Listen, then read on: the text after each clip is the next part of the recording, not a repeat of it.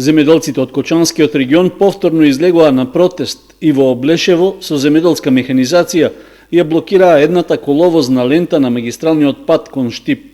Беше истакнато барањето до владата да го исполни ветувањето за исплата на субвенциите за предадена оризова арпа од минатогодишната реколта. Земјоделците рекоа дека за 2 недели ќе почне новата жетва на оризот, а тие се уште не ја добиле ветената субвенција од 5 денари за килограм арпа од минатогодишните количини. Еве, после неколку месеци може да забележите и со ребалансот на буџетот тие средства не се исплатени. Ние апелираме до владата во најкраток рок да ги исплати тие средства на оризопроизводителите кои трпат големи штети. Оризот си го дадоа за 13-14 денари, а потоа оризот скокна на 30 денари.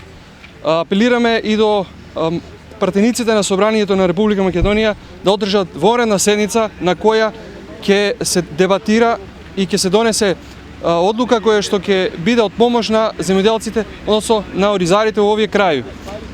Ние како иницијативен одбор, доколку не ни се исплатат средствата, ќе направиме уште поголем револт и ќе ги блокираме патиштата во овие краји.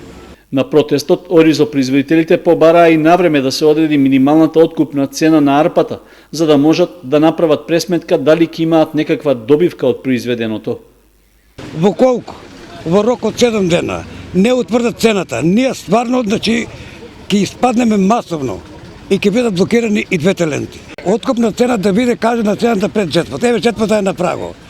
Во колку месеци не ги исплатат, оризите ќе останат неождеани, да се разбереме. И ја не знам министерот што мисле. Се одлагат јуни, јули, август, септември. Од сето тоа нема ништо. А со ребаланс, ама грозето е ставен, оризот не е ставен. И мислам дека го лажат народот.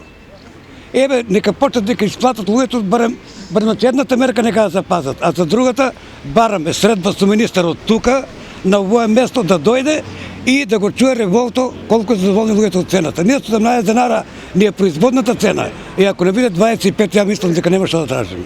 Земјоделците од Кочанскиот регион рекоа дека немаат пари за да го платат водниот надоместок, што е еден од условите за да ја добијат помошта со мерката за зелена нафта. Според нив, оваа едночасовна блокада на патот Кочани-Штип е само предупредување до ресорното министерство што побрзо да ги исплати субвенциите. Воспротивно, најавија дека за една недела целосно ќе го блокираат коловозот.